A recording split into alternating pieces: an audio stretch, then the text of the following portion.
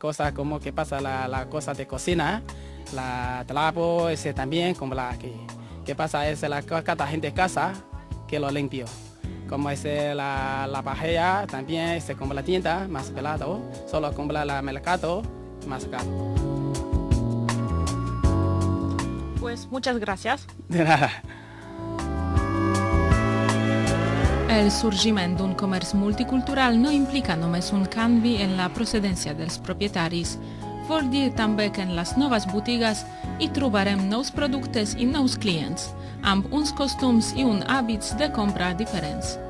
També s'han anat obrint botigues orientades a determinats grups d'origen, on la gent d'aquests països pot comprar alguns dels productes que aquí troben a faltar. Productes de l'Europa de l'Est, de la Xina o de Llatinoamèrica. Actualment, les botigues d'immigrants ja no es concentren només al barri antic. Cada vegada més se n'obren en altres barris de la ciutat, on la població immigrant comença a tenir un pes específic important, com a la plaça Catalunya.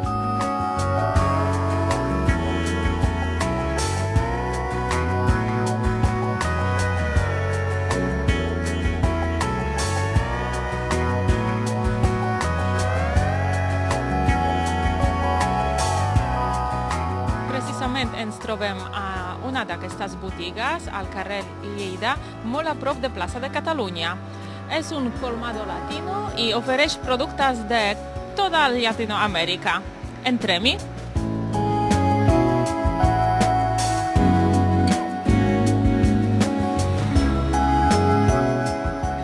Tu ets d'aquí, tu ets català i la teva dona és d'Equador.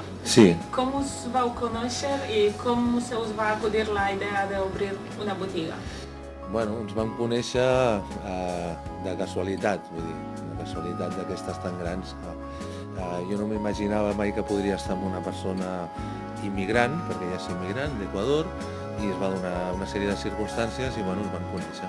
I com ens va ocorrir muntar la botiga, doncs, bueno, nosaltres vam detectar la necessitat de la gent immigrant aquí a Manresa, doncs que bueno, quan necessitaves productes dels teus països, doncs havíem d'anar a Barcelona o ens havíem de desplaçar o havíem de fer que ens enviessin paquets des de l'estranger i bueno, vam decidir de posar-ho. Vosaltres teniu una gran varietat de productes. Sí.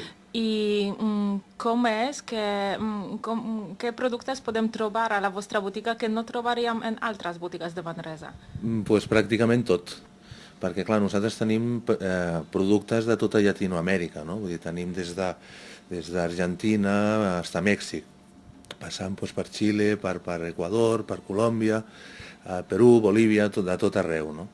Inclús ara tenim coses d'Àfrica també, del Senegal, de Polònia i de Romania. Vosaltres també us especialitzeu en les cerveses, que trobarem aquí cerveses de tota Llatinoamèrica? Sí, home, de fet, clar, és la mateixa especialització de l'alimentació, però també entren els licors, les cerveses. Les cerveses tenim, evidentment, cerveses de diferents països. Hi ha països que ens costa més de portar, com de Cuba. Cuba és una mica més complicat de trobar coses, però bueno, tenim també cerveses de gran qualitat i de tota Llatinoamèrica i del nord d'Europa també. Ens diries d'algun producte molt, molt típic que, per exemple, es menja o es veu d'altra manera o alguna cosa molt especial? Bueno, pràcticament tot és diferent, pràcticament tot. O sigui, aquí m'entren de vegades clients catalans que venen a curiosejar i no reconeixen pràcticament res, perquè tot és diferent. Un producte et podria dir-te, doncs, clar, hi ha molts, no? Però, per exemple, el maíz mote, per dir-te alguna cosa. Maíz mote o el durazno deshidratado, mocochinchi, o algunes espècies, condiments d'alimentació, com el achote, que són productes que a Llatinoamèrica es coneixen i que a cada país, curiosament, ho diuen amb noms diferents.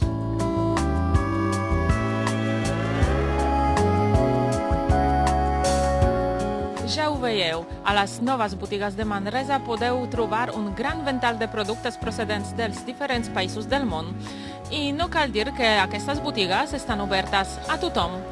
Doncs si us ve de gust una mica d'exotisme, podeu viatjar per altres continents i per altres cultures sense sortir de la nostra ciutat. trobem aquí a la plaça Clavé per fer les píndoles finals i li demanarem a la gent del carrer com viu les festes de Nadal. Hola, soy de Rusia, me llamo Luda. Nuestro día de Navidad es el 17 de enero, somos ortodoxos. El 17 de enero es un día muy importante porque es esta Navidad nuestra. Entonces es un día especial y empezamos el día normalmente yendo a la iglesia a una misa. Y después por la noche o al mediodía nos reunimos con toda la familia y comemos. Tenemos que preparar una mesa muy abundante de las delicias nuestras. Normalmente son ensaladas con platos calientes de carne, de pescado y mucho postre. En nuestro país las fiestas se viven mayormente en familia, ¿no? Estas fiestas todo se pasa en familia, así vamos así, con los amigos más cercanos, es lo que mayormente se hace, ¿no? Soc de Mèxic, em dic Jasmine i a Manresa celebro el Nadal com ho fa la família del meu marit, que ell és manresà. I en principi va tot molt bé, en algunes coses és molt semblant a Mèxic, en altres no tant, però fem una barreja a vegades. Que jo trobo que ha canviat per mi, personalment, és que la meva família a Mèxic és molt gran i la família del meu marit és molt petita. Dia 26 de desembre,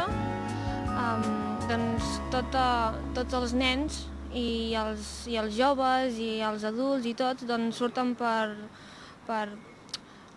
carrers i canten Nadales pels pobles i el Nadal per nosaltres és una cosa molt especial que ens dona molta felicitat i sobretot als nens.